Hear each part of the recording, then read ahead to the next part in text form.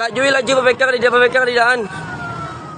Warga Teluk Tiram digegerkan dengan kebakaran yang menghanguskan 2 buah rumah di Jalan Teluk Tiram Darat, Gang Penghulu, Kecamatan Banjarmasin Barat, Rabu pagi.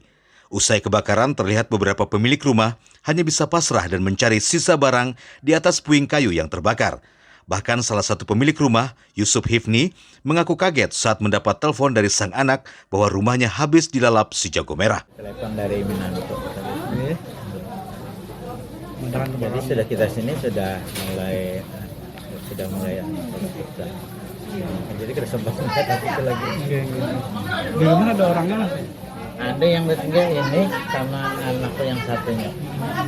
Ibu pas mengajar, anakku udah Minanto ketemu ngajar juga.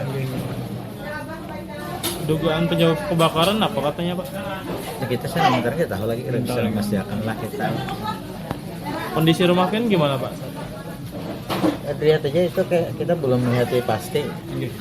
Cuma ya dilihat di dalam yang separuh jarang. Yang kena Karena dindingnya tukang semen kadang-kadang. Belum diketahui pasti penyebab kebakaran, pihak kepolisian masih melakukan penyelidikan. Beruntung tak ada korban jiwa dalam kebakaran ini, namun kerugian ditaksir ratusan juta rupiah.